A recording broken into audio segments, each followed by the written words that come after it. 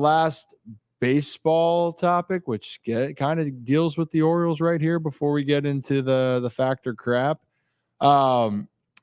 Yeah, pretty good game yesterday for the Orioles. Pretty good game for Gunnar Henderson. I think, Zach, do you know? Yeah. Do you have that one clip we could? Yeah, you want to toss it up? Yeah, let's throw it on the screen. Throw it on up there.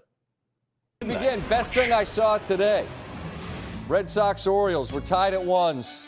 I had just told my young son that guy right there is the Orioles' best player. He said, "How do you know?" I said, "Son, he's the best player." And then he did this.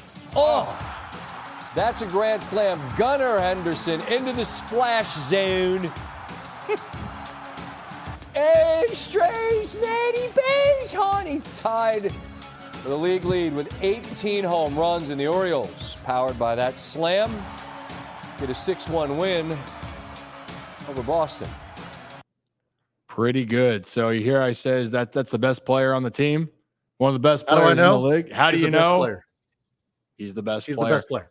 and right now for WAR, which is wins above replacement, fellas, Mr. Gunnar Henderson currently leads all of Major League Baseball with WAR. Am I losing my mind? Have I lost my mind since then? No, you are not. He is currently 3.7. 3.7, and actually he's tied with Mookie Betts. And and Jacob Calvin Meyer put this on Twitter, and I'm trying to pull this tweet up here so we can show the list. And I have it present. Here we go. And whammy. So as you guys can see right here, Henderson at the top. Mookie Betts of the Dodgers is tied with him with 3.7. Then Bobby Witt Jr., Kyle Tucker.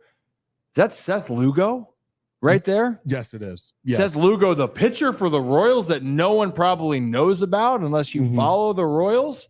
He's 5th, Ohtani 6th, Aaron Judge 7th, Soto 8th, Anderson of the Los Angeles Angels 9th, and Suarez of the Phillies 2.7 and 10th. So looking at this list, guys, we're talking about he's the greatest player.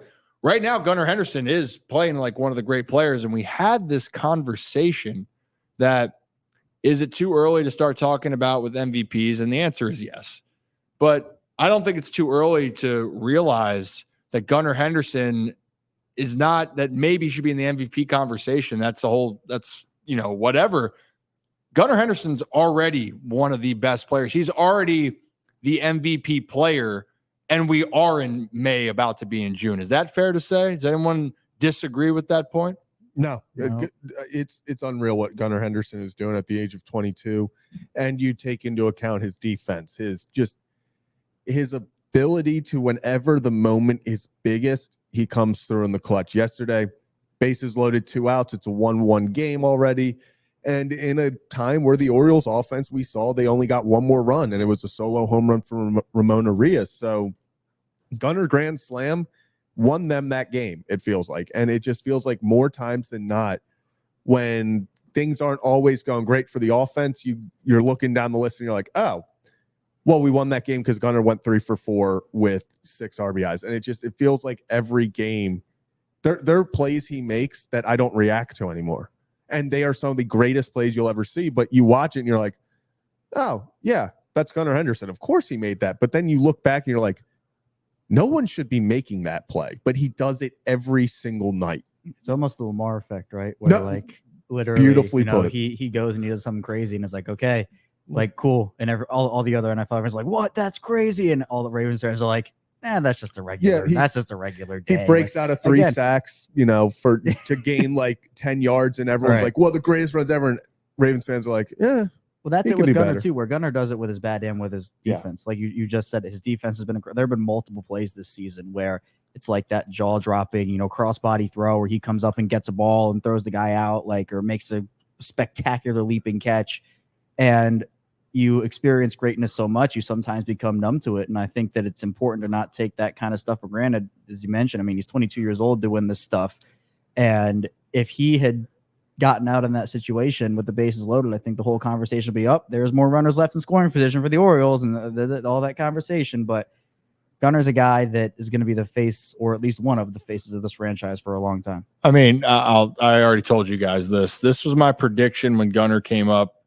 in 2022. And I actually went back and looked at some of my videos about just how ridiculous I sounded. It's funny when you go back and look at yourself as you try to work through it. I know, Kevin. Never listen to my first episode of Locked on Ravens. Do not do it. And guess what? We're all going to do that. Then we're going to go watch Brad's episode back to back. Get the popcorn. All right. But talking about Gunnar Henderson, I thought that Gunnar was going to be a rookie of the year, future MVP. And I remember I went on 105.7 The Fan, and I said in the beginning, I said, he has more upside than Adley. Like, I just think that he offensively all across the board, and like, whoa, like Adley's great. Initial hesitation. I was like, well, look, he's younger. And I've seen some things, but I've already told you that whole Soto Henderson feeling or expectation. But then what I saw him do last year, right when he started to get going in end of May, June, I changed my prediction that Gunnar was going to win an MVP in the first 5 years to the next 2. That's how strongly I felt with Gunnar. And right now we're sitting here going, well, damn, that looks pretty realistic. You know, the crazy thing, I saw a comment saying, yes, Gunnar should get his average up and then he would be really the no doubt MVP. Yeah, Gunnar's only hitting 258 right now. He still has an OPS of 938, OBP of 354.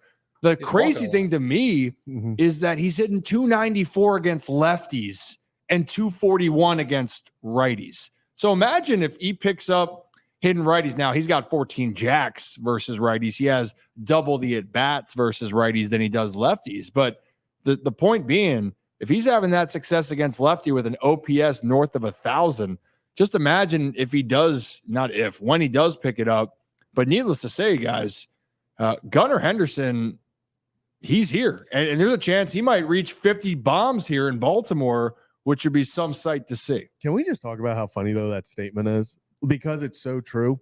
What Ryan just said, you know, when Gunnar picks it up, we're talking about when Gunnar picks it up, yet in the same conversation that we're talking about how he leads all of baseball in WAR. Yeah. Like, he hasn't even scratched the surface of how good he can be.